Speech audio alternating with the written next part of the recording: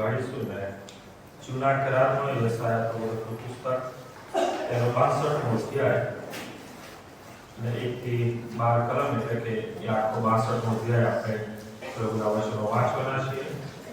વડીલ સુમનભાઈ જો આપણને પ્રભુના વચનો વાંચી સંભળાવશે. યશાયા પ્રવચનનું પુસ્તક 62મો અધ્યાય.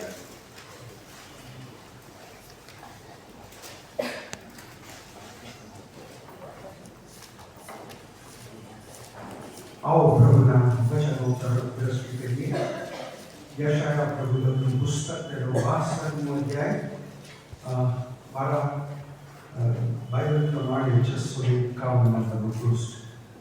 પ્રભુનું વચન આ પ્રમાણે ત્યાં લખવામાં આવ્યું છે. જ્યાં સુધી સિયોનનું ન્યાયપણું પ્રભાતના તેજની પેટે પ્રદીપ્ત નહીં થાય અને યરૂશાલેમનું તારણ સળગતી મસાલની પેટે પ્રદીપ્ત નહીં થાય ત્યાં સુધી હું જાણો રહીશ નહીં અને હું વિશ્રામ લઈશ નહીં.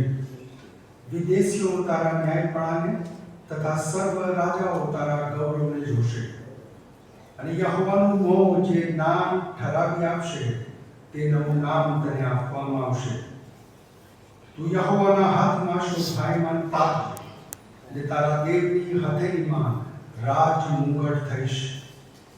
તું ફરીથી તજેલી કહેવાશે નહીં, તેમ તારો દેશ ફરીથી ઉજ્જળ કહેવાશે નહીં.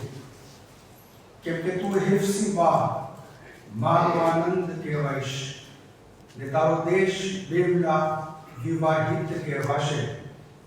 કેમ કે યહોવા તારા પર પ્રસન્ન છે ને તારા દેશના લગ્ન થશે.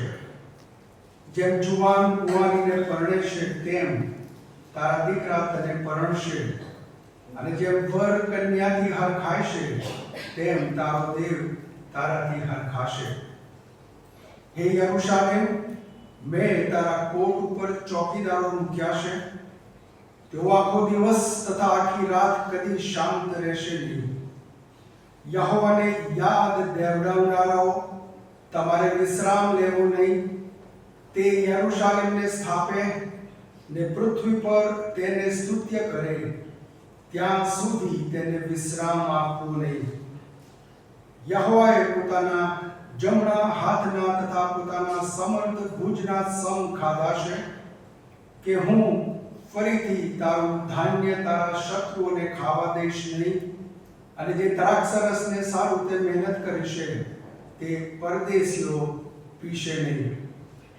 પણ તેને ભેગું કરનારાઓ તે ખાશે ને યહોવાની સ્તુતિ કરશે અને એનો સંગ્રહ કરનારા મારા પવિત્ર સ્થાનના આંગણામાં એ પીશે. ભાગોળોમાં થઈને જાઓ, લોકોને સારું માર્ગ તૈયાર કરો. બાંધો, સડક બાંધો, પથ્થરો વીણી કાઢો, લોકોને સારું ધ્વજા ઊંચી કરો. જુઓ, યહોવાએ પૃથ્વીના છેડા સુધી આ પ્રગટ કર્યું છે. તમે સિયોનની દીકરીને કહો કે જો તારું તારણ આવે છે, જો તેનું ઇનામ તેની સાથે છે ને તેનું પ્રતિફળ તેની આગળ છે. તેઓ તેમને પવિત્ર લોક, યહોવાના ઉદ્ધાર પામેલા લોક કહેશે અને તું શોધી કાઢેલી અણતજેલી નગરી કહેવાઈશ. આ પ્રભુના વચનો છે. એ સર્વ આપણા હાથમાં પુષ્કળ આશીર્વાદિત થા. આમીન.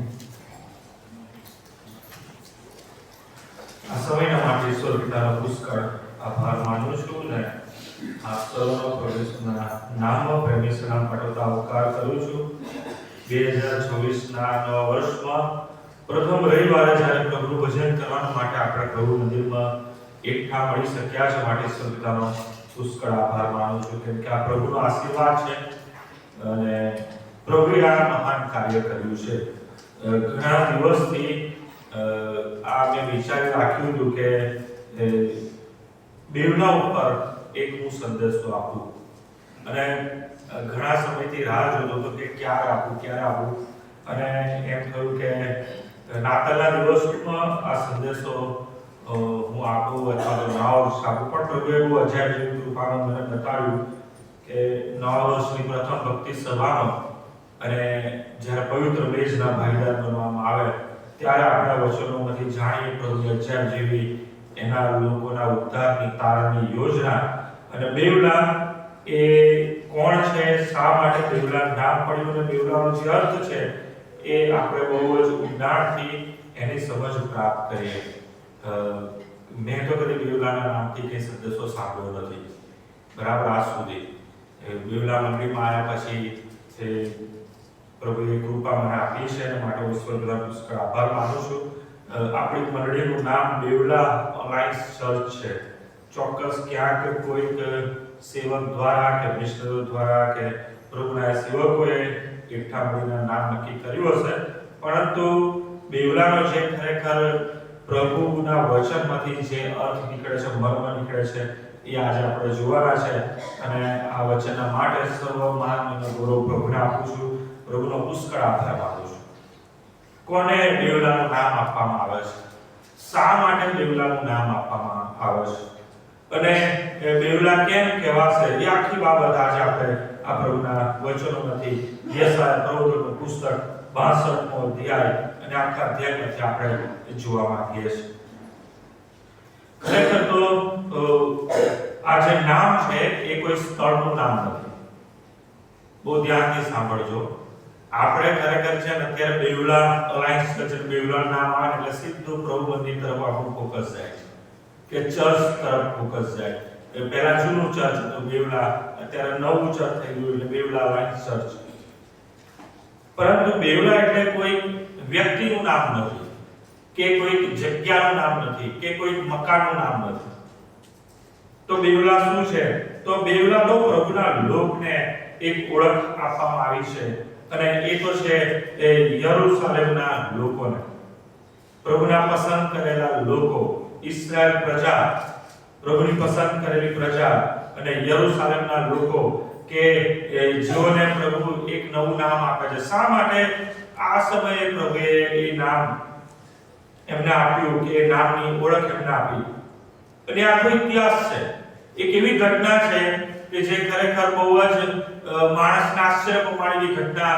એ ઇસ્રાએલ પ્રજા એટલે કે યરૂશાલેમના લોકો સાથે એ ઘટના ઘટી અને એના પછી પ્રભુએ હવે એમને એક નવા નામથી એક મુદ્રાંકિત કર્યા. અહીંયા યશાયા 62મો અધ્યાય જો તમે એનો ખુલાસો જુઓ તો એનું મથાળું છે યરૂશાલેમનું ગૌરવ. આ અધ્યાયનું જે મથાળું આપવામાં આવ્યું છે એ તો છે યરૂશાલેમનું ગૌરવ. અને મુખ્ય ત્યાં આ પ્રમાણે કહેવામાં આવે છે કે ઈશ્વર તરફથી તેમના લોકોને પુનઃસ્થાપન અને આનંદનું વચન જે દેવ તરફથી એમના લોકોને આપવામાં આવ્યું એ બાબત વિશે જણાવે છે.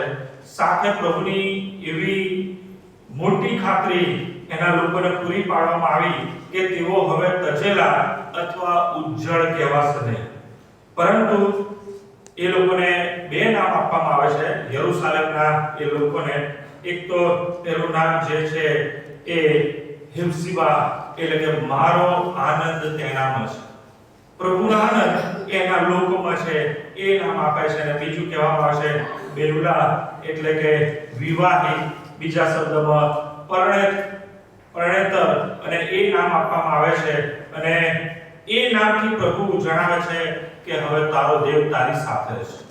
હવે તું તજી દીધેલી નથી, તમે હવે ઉજ્જળ રહેશો નહીં પણ પ્રભુમાં આશીર્વાદિત થશો અને પ્રભુમાં આનંદ કરશો. અને એવું એ વચન આપવામાં આવે. પણ શા માટે? પ્રશ્ન થાય શા માટે આવું વચન આપવામાં આવ્યું? તો એ જો બાબત તમે જુઓ તો આપણે બધા જ જાણીએ છીએ કે 721 BC-માં જ્યારે ઉત્તરનું રાજ્ય ઇઝરાયલનું પતન થયું અને એના પછી કેવળ યહૂદા કે જેનું પાટનગર યરૂશાલેમ હતું અને જેમાં પ્રભુ યહોવા દેવનું મંદિર હતું એ બાબતો ટકી રહી. અને એ બાબતો માટે પણ ઘણી ચેતવણી આપી. દેવે એમને ઘણી બધી રીતના પ્રબોધકો દ્વારા, એમના સેવકો દ્વારા ચેતવણી આપી કે તમે પ્રભુને પસંદ પડે તેવું જીવન જીવો. પણ એ લોકો પ્રભુના ઈચ્છા, યોજના, આયોજનમાં પ્રભુના મહિમા માટે, વપરાવા માટે કે પ્રમાણે જીવન જીવવા નિષ્ફળ ગયા અને પ્રભુ એમને તજી દીધા. પ્રભુ એમને એટલા માટે તજી દીધા કેમ કે પ્રભુના પસંદ કરેલા લોકોને જીવતા દેવને તજી દીધો અને એના કારણે એ લોકો મુશ્કેલીમાં સંકટમાં મુકાયા, દુશ્મનોના હાથમાં એ લોકો સપડાયા. જોઈએ આખી ઘટનાની બાબત આપણે યશાયામાંથી આજે બધા વચનો જોવાના છે અને બહુ જ ચાવીરૂપી વચનો આપણે જોવાના છે. 39મા અધ્યાયમાંથી આપણે જોઈએ. યશાયા 39 તમે મારી સાથે ખોલો અને ત્યાં ચેતવણી આપવામાં આવે છે પ્રભુના લોકોને કે હવે પ્રભુ તમારો ન્યાય કરશે. પ્રભુ હવે તમને તમારા એ પાપોનું પરિણામ એ તમારે ભોગવવું પડશે. એ પ્રમાણે દેવ એ તમારો ન્યાય કરશે. 39મો અધ્યાયના 6મી કલમથી આપણે વાંચીએ તો આ પ્રમાણે છે. 5મી કલમથી જોઈએ. ત્યારે યશાયાએ હિજકિયાને કહ્યું, સૈન્યોના ઈશ્વર યહોવાનું વચન સાંભળો. એવા દિવસો આવે છે કે જ્યારે તમારા મહેલમાં જે સર્વ છે તે તથા તમારા પૂર્વજોએ જેનો આજ સુધી સંગ્રહ કરી રાખ્યો છે તે સર્વ બાબિલમાં લઈ જવામાં આવશે.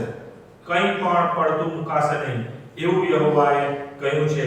તમારા દીકરાઓ કે જે તમારાથી ઉત્પન્ન થશે, જેઓને તમે જન્મ આપશો, તેઓને તેઓ લઈ જશે અને તેઓ બાબિલના રાજાના મહેલમાં પૂજા થશે. ત્યારે હિજકિયાએ યશાયાને કહ્યું, યહોવાની જે વાત તમે બોલ્યા છો તે સારી છે, પણ હિજકિયાએ કહ્યું, મારા દિવસોમાં તો શાંતિ તથા સલામતી થશે. હિજકિયા રાજા કે જેમ કહેવાય કે એક રીતના એ છેલ્લો રાજા કે તેના બાળકોને આ વચન જે વાંચ્યું એમના સ્વયંને પરિપૂર્ણ થયું. બાબિલનો રાજા નબુખાદનેસર ચડી આવ્યો અને 587 BC માં એટલે પ્રભુ ઈસુના જન્મના 587 વર્ષ પહેલા યરૂશાલેમનો કોટ પાડી નાખવામાં આવ્યું. આખું નગર પાડી નાખવામાં આવ્યું. યરૂશાલેમનું જે યહોવાનું મંદિર હતું એ પણ ત્યાં પાડી નાખવામાં આવ્યું, તોડી પાડવામાં આવ્યું અને જે કે સોનું રૂપનું જે બધી બાબત હતી એ બધું બાબેલમાં આવ્યું. અને બંદીવાસમાં એ લોકો બાબેલમાં રહ્યા. કેટલા વર્ષ? 70 વર્ષ. શા માટે આવું કર્યું છે? એના લોકોને કેમ તજી દીધા? શા માટે પ્રભુએ આ યરૂશાલેમને ઉજ્જડ કરી નાખ્યું, વિરાન કરી નાખ્યું, એના કોટ પાડી નાખવામાં આવ્યા, આખા નગરમાં દરેક જે મકાનો છે પાડી નાખવામાં આવ્યા અને યહોવા દેવનું યરૂશાલેમનું મંદિર પણ પાડી નાખવામાં આવ્યું અને આખું નગર યરૂશાલેમ ઉજ્જડ અને વિરાન થઈ ગયું. અને એનું કારણ એક જ કે એ લોકોએ પ્રભુને તજી દીધા. શા માટે પ્રભુને તજી દીધા? એ લોકો એટલા બધા આશીર્વાદમાં છકી ગયા, દુનિયાવી એ વૈભવમાં એ લોકો એટલા બધા એ માણવા માટે ડૂબી ગયા કે પ્રભુનો મહિમા કરવામાં એ લોકો કમતી માલુમ પડ્યા. પ્રભુને મહિમા માટે એ લોકો વપરાના બદલે પોતાની એ ઈચ્છાઓને એ લોકોએ પરિપૂર્ણ કરી. શું પરિસ્થિતિ થઈ? ફરીથી જોઈએ યશાયા 39, 49, 49 અને 59. એમ યાદનો તબક્કો છે. 49 જોઈએ. યશાયા 49 અને 14મી કલમથી આ પ્રમાણે એ પરિસ્થિતિ તમે સમજો આ વાક્ય પરથી. 14મી કલમથી યશાયા 49 અને 14મી કલમ. પણ સિયોને કહ્યું, યહોવાએ મને તજી દીધી છે, પ્રભુ મને વિસરી ગયા છે. ક્યારે આ વસ્તુનું ભાન થયું કે હવે યરૂશાલેમને લૂંટી લેવામાં આવ્યું, યરૂશાલેમને બાળી નાખવામાં આવ્યું, કોટ પાડી નાખવામાં આવ્યા, યરૂશાલેમનું યહોવા દેવનું એ સિયોનનું મંદિર એ ઉજ્જડ વિરાન થઈ ગયું અને દરેક એ પસંદ કરેલા લોકોને બાબેલના બંદીવાસમાં લઈ જવામાં આવ્યા અને બાબેલના બંદીવાસમાં 70 વર્ષના સમયગાળામાં હવે એ લોકોને ભાન થાય છે. શું ભાન થાય છે? સિયોને કહ્યું, યહોવાએ મને તજી દીધી છે, પ્રભુ મને વિસરી ગયા છે. 15મી કલમ. પણ પ્રભુ કહે છે, પ્રબોધકો દ્વારા ત્યાં પ્રભુ એના લોકોની સાથે વાત કરે છે. શું વાત કરે છે? શું સ્ત્રીઓ પોતાના પેટના દીકરા પર દયા ન કરે એવી રીતે કે તેઓ પોતાના ધાવણા બાળકને વિસરી જાય?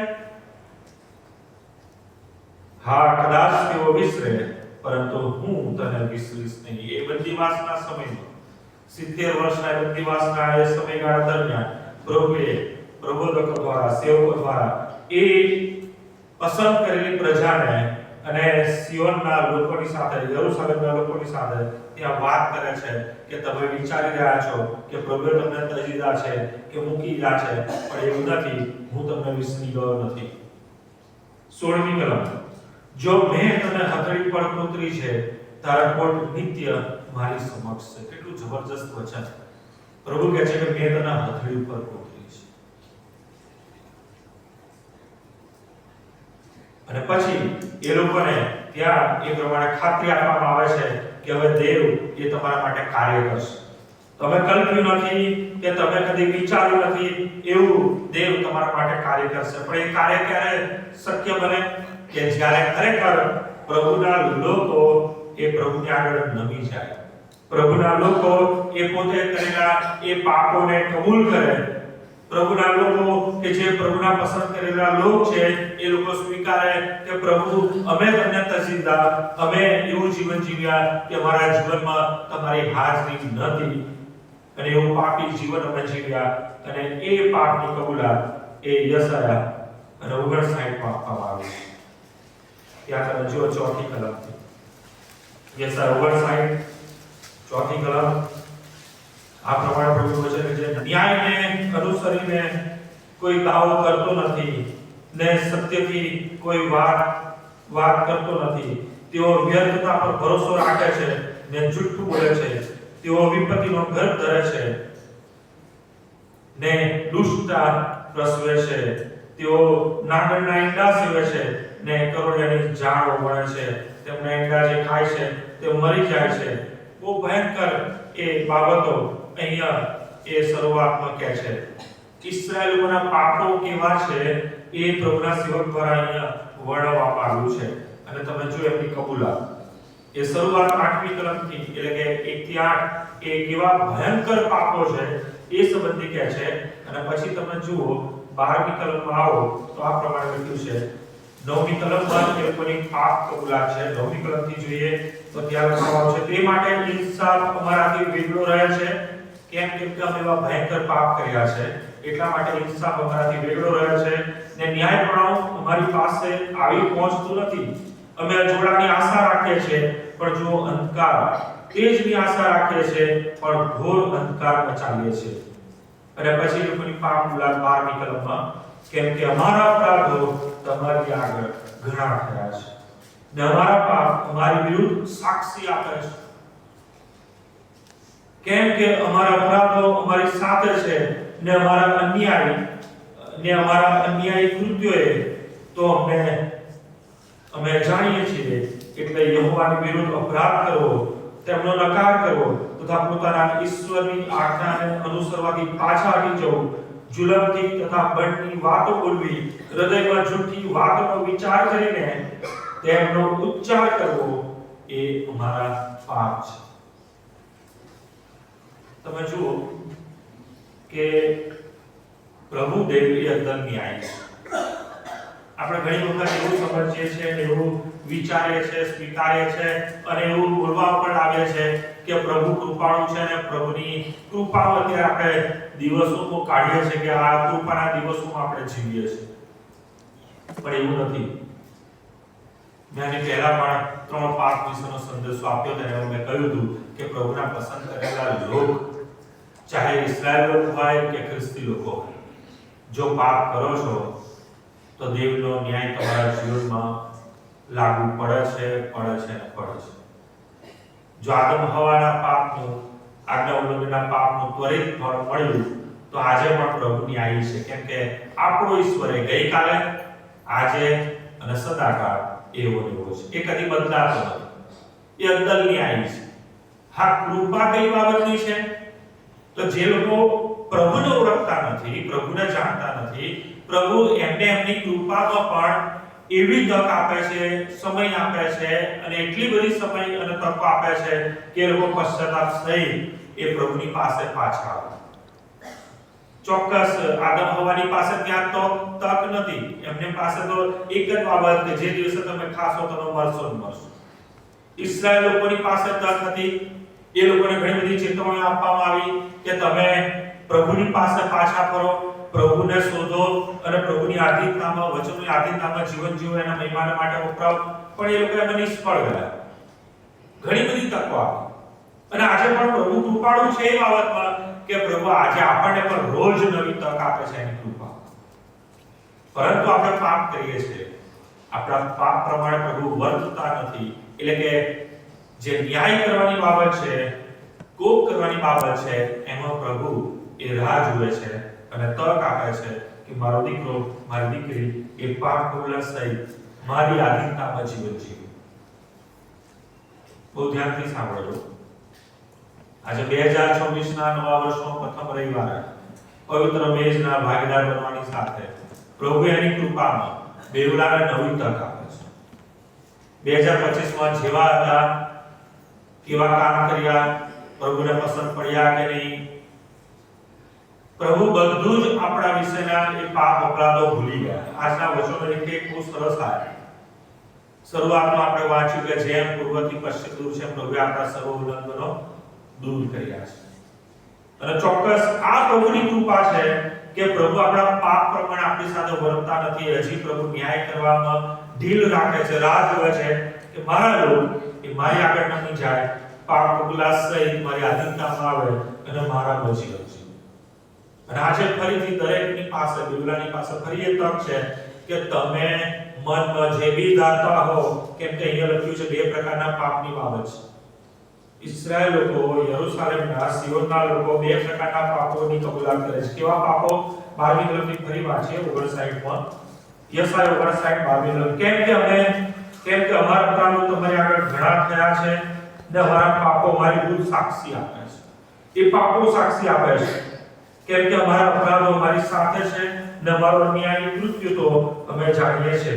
એટલે યહોવાની વિરુદ્ધ અપરાધ કરવો, તેમનો નકાર કરવો તથા પોતાના ઈશ્વરની આજ્ઞાને અનુસરવાથી પાછા હટી જવું, જુલમની તથા બળની વાતો બોલવી, અને પછીની વાતો લખ્યું છે હૃદયમાં જુઠ્ઠી વાતનો વિચાર કરી તેમનો ઉચ્ચાર કરવો એ અમારા પાપ છે.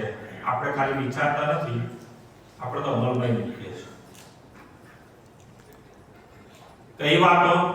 મારા હૃદયમાં જે મેં વિચારી રાખ્યું છે, કેવી વાતો?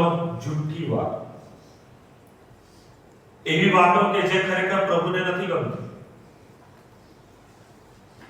બીજો કોઈ માણસ જાણે ને તો એને ના ગમે એવી આપણા હૃદયમાં અમુક વાતો આપણે ભરીને રાખીએ છીએ. અને એટલા માટે આપણો પ્રભુ એ અંદરની આઈ છે એ તમારી કલ્પના અને તમારા બોલેલા શબ્દો સુદ્ધા પ્રભુ ન્યાય કરશે. હા, એ ગુપ્ત વાત સુદ્ધા પ્રભુ એ બાબતોનો ન્યાય કરનાર છે. એટલા માટે ખૂબ જરૂરી છે 2025 માં જે થયું એ ભૂલી જાઓ પ્રભુની અજાયબ એવી કૃપામાં, કેમ કે પ્રભુ કૃપાળુ છે. આજે તમને નવી તક આપે છે. પ્રભુના કોપથી, પ્રભુના ન્યાય શાસનથી બચવાની એક નવી તક આપે છે. નહીં તો ફરી હું કહું છું કે પ્રભુ એ અંદર ન્યાયી છે. તમારા પાપ પ્રમાણે પ્રભુ તમારો ન્યાય અવશ્ય કરશે. આજે નહીં તો કાલે એ અન્યાયનું ફળ તમારા જીવનમાં પ્રાપ્ત કરવાનું જ છે. એનાથી તમે બચી જઈ શકતા નથી.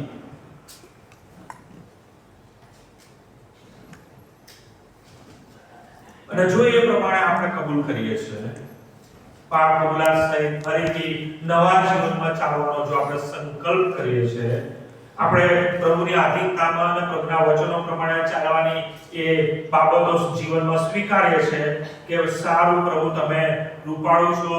2025 માં જે થયું એ મારા હૃદયની ઘણી બધી એવી દુષ્ટ બાબતો, જૂઠી બાબતો પ્રમાણે હું ચાલી, ન કરવાનું કર્યું, ન બોલવાનું બોલ્યું, ન વિચારવાનું કર્યું. પણ પ્રભુ આજે તમારી નવી કૃપામાં, નવા આશીર્વાદોમાં અને પ્રભુ તરફથી મળતું નવું હૃદય, પ્રભુ તરફથી મળતો નવો આત્મા, પ્રભુ તરફથી મળતું નવું જીવન પ્રાપ્ત કરીને આપણે બેવલા તરીકે જીવન જીવીએ. અને જ્યારે પ્રભુ એ ખાતરી આપે છે, પ્રભુના લોકો પ્રભુની આગળ નમી ગયા, પ્રભુના એ પસંદ કરેલા લોકો એમના પાપોની કબૂલાત કરી અને પ્રભુના પસંદ કરેલા લોકોએ પાપોની કબૂલાત સાથે પ્રભુની આગળ પાપોની માફી માંગી કે પ્રભુ અમારી પર દયા કરો, પ્રભુ અમારી પર કૃપા કરો, અમારા પાપોની અમને માફી આપો. તે પ્રભુએ કેવળ માફી નહીં, પ્રભુએ બહુ જબરજસ્ત એમને આશીર્વાદ આપ્યો. કેવો આશીર્વાદ આપ્યો કે બંદીવાસનો સમય પૂરો. હવે તમે તજાયેલા કે ઉજ્જળ વેરાન થઈ ગયેલા એ તમારી જે ઓળખ 70 વર્ષની છે એ હું બદલી નાખીશ. પ્રભુ 62 માં અધ્યાયમાં જે આપણો શાસ્ત્ર વાંચે તેમાં આવીએ અને પ્રભુ કહે છે કે હવે જ્યાં સુધી સિયોનનું ન્યાયપૂર્ણ પ્રભાતનાદ તેજ સમૂહ પ્રદીપ્ત નહીં થાય અને યરૂશાલેમનું તારણ સળગતી મસાલની જેમ પ્રદીપ્ત નહીં થાય ત્યાં સુધી હું છાનો રહીશ નહીં અને હું વિશ્રામ લઈશ નહીં. વિદેશીઓ તારા ન્યાયપણાને તથા સર્વ રાજાઓ તારા ગૌરવને જોશે. ખરેખર તો એ બાબત હું આ વચનો પરથી એ સ્વીકારું છું કે બેવલા નામ પડ્યું સિમસન અલાયન્સ ચર્ચમાંથી ઘણા લોકો કે હવે અહીંયા મોતીનગર વિસ્તારમાં સ્થાયી થયા હતા, ઈચ્છતા હતા કે મોતીનગર વિસ્તારમાં એક અલાયન્સના લોકોની એક સંગત ચાલુ થઈ. એક અલાયન્સની મંડળી સ્થાપવામાં આવી. એક હવે અલાયન્સમાં એક પ્રભુ મંદિર ઊભું થયું, નામ આપવામાં આવ્યું બેવલા. પરંતુ ખરેખર જે રીતના હવે એ 50 વર્ષની ઉજવણી પૂરી થયા પછી અને 50 વર્ષ પછી જે વિચાર પાસ્ટોરલ કમિટીને આવ્યો કે નવનિર્માણ થાય પ્રભુ મંદિરનું અને આખું રિનોવેશન થાય અને એ પ્રમાણે કાર્ય થયું અને હવે એ રિનોવેશન થયેલા નવનિર્માણ પામેલા પ્રભુ મંદિરમાં આપણે ઉપસ્થિત છે, આપણે બેઠેલા છે. પણ આ કેવળ એક ઘટના નથી કે બનવા કાઢો સમય નથી. એ 50 વર્ષની જુબિલીથી આજે આપણે નવા પ્રભુ મંદિરમાં બેઠા છે ત્યાં સુધીનો એ જે સમય છે ને, કેટલા વર્ષનો સમય છે? 3 વર્ષનો સમય, બરાબર. પણ ખરેખર આપણા માટે 70 વર્ષનો સમય એ પ્રમાણે પસાર થયો. અને 70 વર્ષના સમય દરમિયાન ઇસ્રાયેલ લોકોની સાથે જે બન્યું ને બાબિલોનમાં, એવું જ બેવલા મંડળીના આગેવાનો સાથે બન્યું છે. પારક સાથે પણ એવું બન્યું છે. કેવું થયું કે હવે ચર્ચ બનવાનું જે કામ છે બંધ થયું. અને પછી શું વાત થઈ કે હવે બેવલા તો ભૂલી જાઓ, હવે બેવલાનું નામ બદલી નાખો, હવે બેવલાનું નામ ફલાણું કરી નાખો. બેવલા હવે ફરી ક્યારે બનશે નહીં. તમને ખબર છે બેવલાની પરિસ્થિતિ કેવી હતી? આવ્યા છો કદી અહીંયા જોવા માટે? ઉજ્જળ વેરા હવે ફરી કદી બંધાશે નહીં. આ જે અનુભવ આ વચનની તૈયારી સાથે મને મળ્યો ને, ખબર નહીં તમને એવો અનુભવ થયો છે કે નહીં. મને એમ થયું ખરેખર પ્રભુ તમે તો વચન માટે કેટલા વિશ્વાસુ છો. અને એ પ્રમાણે ઇસ્રાયેલ લોકોની સાથે બની બાબિલોનમાં કે આ તો ઉજ્જળ અને વેરાનમાં રહેનારા લોકો અને ફરી 70 વર્ષના બંદીવાસ પછી જ્યારે ફરી યરૂશાલેમ તરફ જઈ રહ્યા છે ત્યારે એમને ઓળખ આપે છે કે તમે તો ઉજ્જળ અને વેરાન પ્રદેશમાં હવે જશો. આ બાબિલોન એ સુખી નગર હતું, બાબિલોન એ સમૃદ્ધ નગર છે, બાબિલોન એ આશીર્વાદિત નગર છે, અને એ છોડીને તમે લોકો ઉજ્જળ અને વેરાન જગ્યાએ જશો, ત્યાં જઈને રહેશો.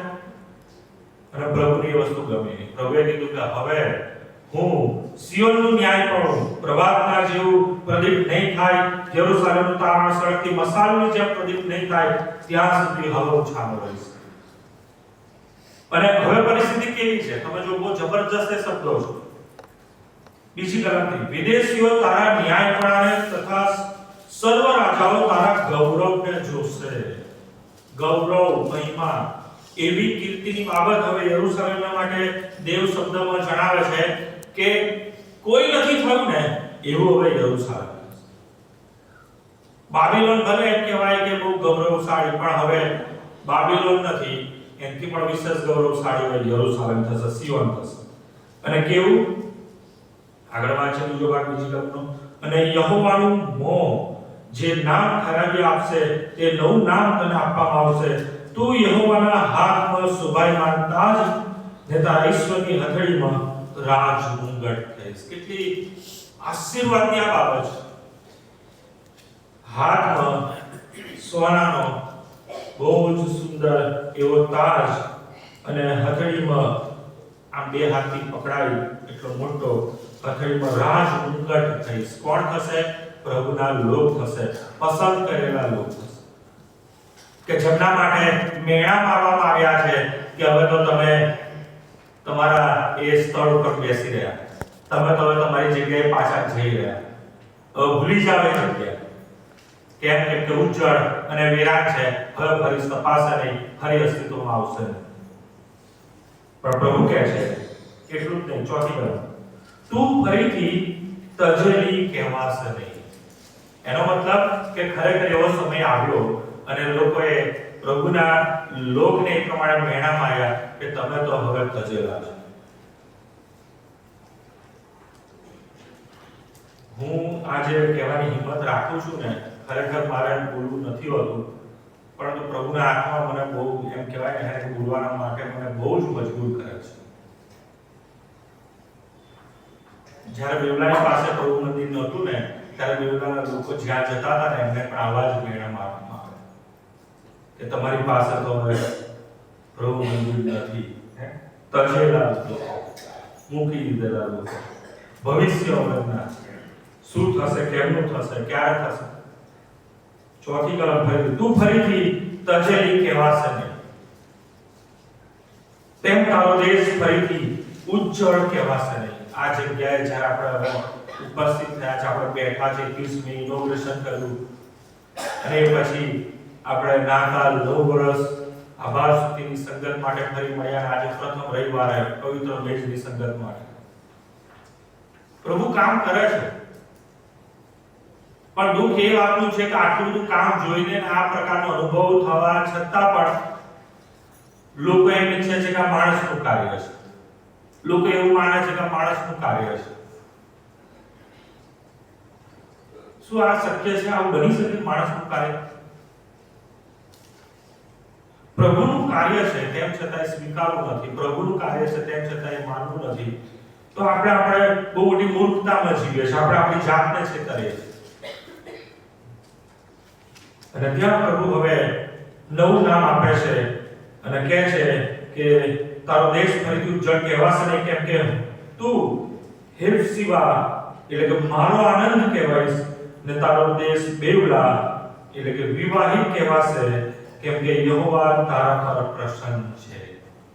હું આજે ચોક્કસ એ બાબત કહીશ કે જો પ્રભુ પ્રસન્ન ના હોય આ કાર્ય માટે, તો કદી આ કાર્ય થયું ના. ના તો એની મંજૂરી મળી હોત, કે ના તો પછી એક બાબતો અમલમાં આવી હોત, કે ના તો આ બાબતની શરૂઆત થઈ હોત, કે ના તો પછી આ બાબત આ રીતના આશીર્વાદના રૂપે પરિપૂર્ણ થયું હોત. ચોક્કસ માણસનું કાર્ય હોત તો આજે પણ અધૂરું હોત. માણસનું કાર્ય હોત તો આજે પણ ઉજ્જળ ને વિરામ હોત. પણ આ પ્રભુનું કાર્ય છે અને સ્વીકારવું જ રહ્યું. બીજાની વાત નથી કરતો, પણ બેવલાએ તો સ્વીકારવું છે કે આ પ્રભુનું કાર્ય છે, પ્રભુએ કર્યું છે, પ્રભુ થકી થયું છે. અને આનું જો પરિણામ આવ્યું હોય, આશીર્વાદ જો પ્રભુએ આપણને આપ્યો હોય, તો એનો બહુ મોટો ફાળો છે. અને એ તો છે ત્યાં આગળ કહેવામાં આવે છે પ્રમાણે 6ઠી કલમમાં શું કહેવામાં આવે છે? હે યરૂશાલેમ, મેં તારા કોટ ઉપર ચોકીદારો મૂક્યા છે. તેઓ આખો દિવસ આખી રાત કદી શાંત રહેશે નહીં. યહોવાને યાદ લેવડાવનારાઓ, તમારે વિશ્રામ લેવો નહીં. આ ચોકીદારો કોણ છે? પ્રાર્થનાવીરો છે, કે જેઓ યરૂશાલેમના માટે પ્રાર્થના કરે છે, યરૂશાલેમના કલ્યાણના માટે પ્રાર્થના કરે છે, યરૂશાલેમના પાપ અપરાધોની કબૂલાત કરતા પ્રાર્થના કરે છે, માફીની પ્રાર્થના કરે છે. અને પ્રભુ એમ કહે છે પણ ખરા કે ચોક્કસ ચલો હવે તારણ થઈ ગયું, ઉદ્ધાર થઈ ગયો, હવે એ કાર્ય આશીર્વાદના રૂપમાં પરિપૂર્ણ થયું, તો પણ પ્રભુ ફરીથી કહે છે કે યહોવાને યાદ દેવડાવનારાઓ, તમારે વિશ્રામ લેવો નહીં. હજી પણ ચોક્કસ હું આ જગ્યાએથી કહીશ કે જે લોકોએ આ બાબત માટે પ્રાર્થના કરી છે, જે લોકો પ્રાર્થનામાં આ કાર્યને ધરી રાખ્યું છે, તેમણે અહીં લખ્યું છે પ્રમાણે વિશ્રામ લેવો નહીં. પ્રાર્થનામાં તો લાગુ જ રહ્યું,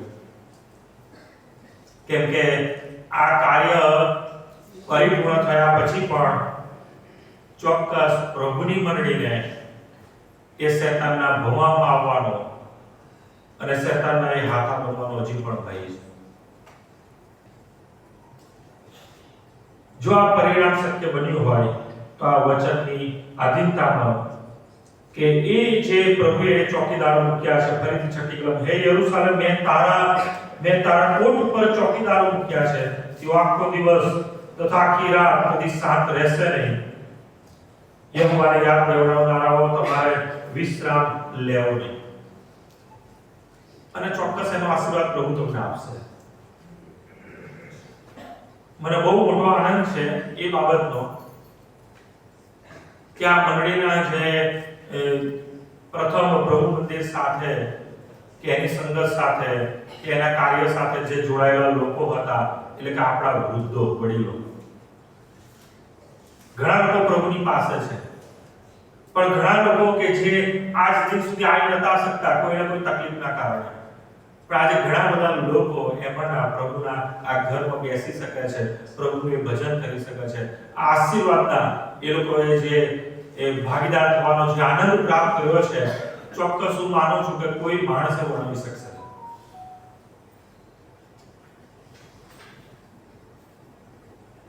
પ્રભુએ આપણને એ નામ આપ્યું છે, કોઈ માણસે આ ઓળખ નથી આપી.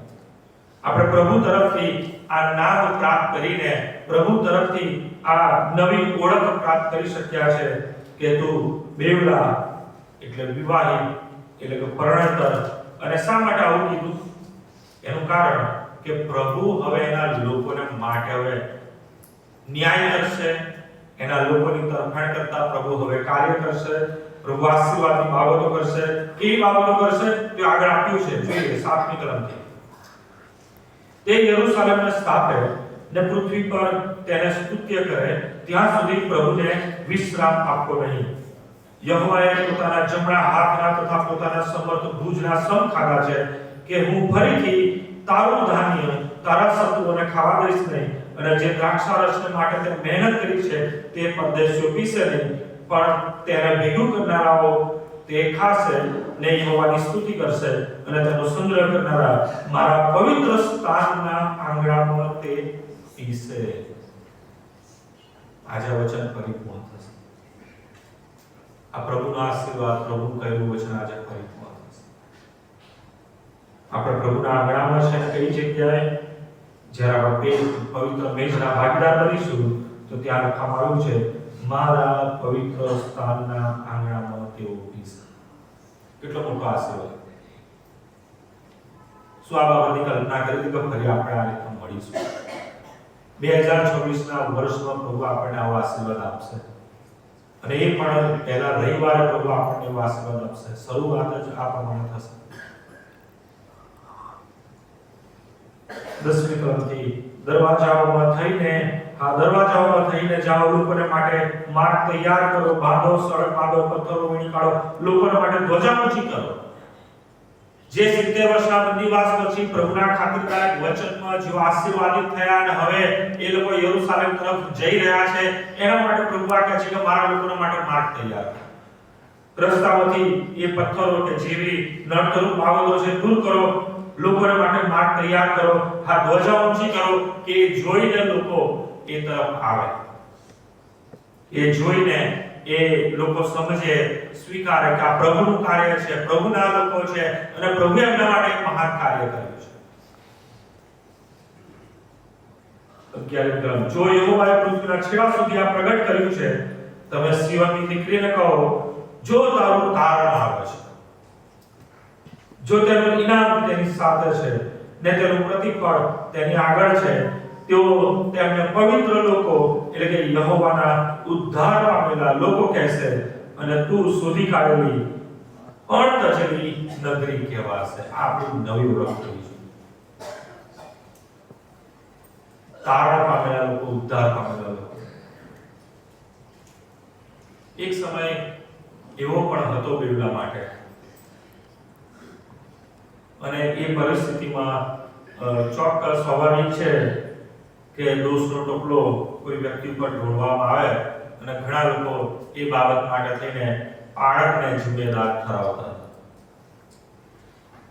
કે પાળક કશું કરતા નથી, આ બાબતનો પાળક આમ જ કરે છે ને પાળક ન્યાયી નથી. ને એ પ્રક્રિયા મને એટલે સુધી કહી દીધું કે સાહેબ બેવડા થોડું શું અલાઈ છોડી જતા, અલાયન્સ છોડીને તમે જતા. એ બાબતને લઈને મને ખરેખર બહુ જ આઘાત લાગ્યો કે કઈ રીતના સેવા થાય છે, કઈ રીતના એ બાબત અસ્તિત્વમાં આવે છે. તમને ખબર છે બેવલામાંથી બાપ્તિસ્મો પામ્યા હોય એવા કેટલા બેવલાના બાળકો બન્યા અલાયન્સમાં? કેટલા છે?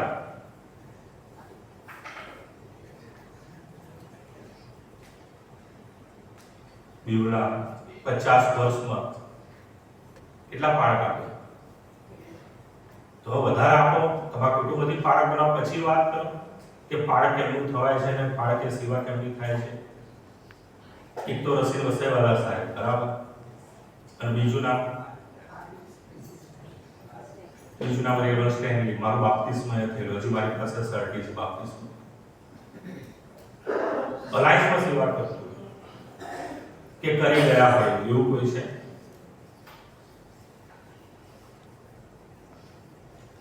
પણ આજે પ્રભુનો આભાર માનું છું. નવા વર્ષે મને એક વડીલ દ્વારા કહેવામાં આવ્યું કે સાહેબ તમે બેવલાના બાળક છો, માટે હું તમને કહું છું કે બેવલાનું ખાલી પ્રભુ મંદિર નહીં, બેવલાની આખરી મંડળી પણ આધ્યાત્મિકતામાં આત્મિકતાનો નંબર હોય. હાલેલુયા. અને ખરેખર મને બહુ જ આનંદ થયો કે એક સમય એવો હતો કે જ્યાં તજાયેલા અને ઉજ્જળ થઈ ગયા છે એવી બાબતો પ્રગટ કરવામાં આવે. અને આજે એમ કહેવામાં આવે છે કે અલાયન્સનું જો ગૌરવ હવે થતું હોય, કે અલાયન્સના ગૌરવની જો બાબત દેખાઈ આવતી હોય તો એ છે બેવલા. અને આ પ્રભુનું કાર્ય છે. અને પ્રભુ બાબત ત્યાં કહે છે કે હવે મારા લોક એટલે કે બેવલા શું કહેવાશે? ફરીથી વાંચીએ તો 11મી કલમ 12મી કલમ ફરીથી આ પ્રમાણે કહે છે, જો યહોવાએ પૃથ્વીના છેડા સુધી આ પ્રગટ કર્યું છે, તમે સિયોનની દીકરીને કહો, જો તારું તારણ આવે છે, જો તેનું નામ તેની સાથે છે ને તેનું પ્રતિફળ તેની આગળ છે, તેઓ તેમને પવિત્ર લોકો, યહોવાના ઉદ્ધાર પામેલા લોકો કહેશે, અને તું શોધી કાઢેલી અણતજેલી નગરી કહેવાશે. પવિત્ર લોકો. બેવલા કોણ છે? પવિત્ર લોકો. આ વસ્તુ સ્વીકારો. 2025 નું જૂનું બધું ભૂલી જાઓ. 2026 માં પ્રભુ જો નવી કૃપામાં નવું હૃદય, નવો આત્મા આપે છે, નવું જીવન, નવો આશીર્વાદ આપે છે, તો એ સ્વીકારવા માટે પોતે લાયક હોય. બહુ દુઃખ સાથે કહેવું પડે, હજી લોકો દિલ્હીથી બોલતા વાતો કરે. અને એવું જ પ્રભુના લોકની સાથે થયેલું. જ્યારે એ લોકો બાબેલનો બંદીવાસ પૂરો કરીને યરૂશાલેમ તરફ ગયા ને તો એમને આવાજ મેળા મારી કે તમે તો બોલતા બાદ જાઓ. અને એવા લોકો કે જે આખી જિંદગી એ જ કરતા આવ્યા છે, દિલ્હીથી દોડતા દિલ્હી, દિલ્હીથી દોડતા દિલ્હી. એટલે તમે પહેલા તમારા જીવનમાં ડોક્યુ કરો અને પછી બીજાના માટે તમે કહો.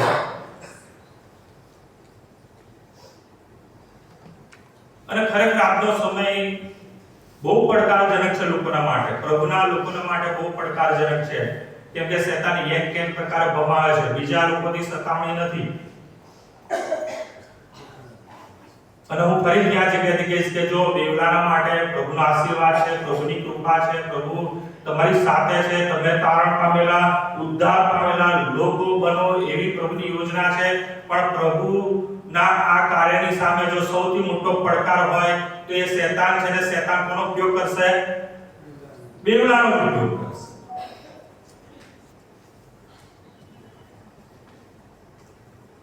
બેવલામાંથી જ એવું ઊભું થશે કે જે પ્રભુના આ કાર્યની વિરુદ્ધ હશે. પ્રભુને હંમેશા એવો ચેલેન્જ આપશે જેમ શેતાન આપે છે એ પ્રમાણે પ્રભુના કાર્યને હંમેશા પડકારશે. આમાં કઈ નવું નથી. આ ચાલતું આવ્યું છે અને ચાલતું રહેશે. પણ તમારે સમજવાની જરૂર છે કે તમે કોણ છો. શું ખરેખર તમે બેવલા છો? 2026 ના આ નવા વર્ષમાં પ્રભુ એના લોકોને એ નવું નામ આપે છે, એક નવી ઓળખ આપે છે. અને 12મી કલમ પ્રમાણે તેઓ તેમને પવિત્ર લોકો, યહોવાના ઉદ્ધાર પામેલા લોકો કહેશે. કોણ કહેશે? જે બેવલાને જોશે, એમના જીવનો જોશે, વિદેશીઓ, ત્યાં વિદેશીઓ બહુ સ્પષ્ટ લખ્યું છે. 11મી કલમમાં જો તો લખવામાં આવ્યું છે યહોવાએ પૃથ્વીના છેડા સુધી આ પ્રગટ કર્યું છે.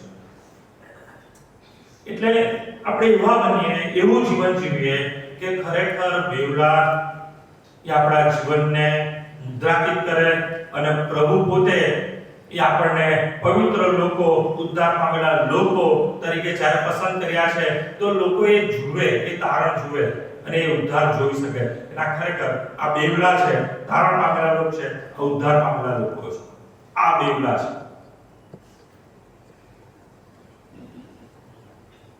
અને જો એ પ્રમાણે આપણે જીવન જીવીએ છીએ તો પ્રભુ એ ઇનામ લઈને આવી રહ્યા છે.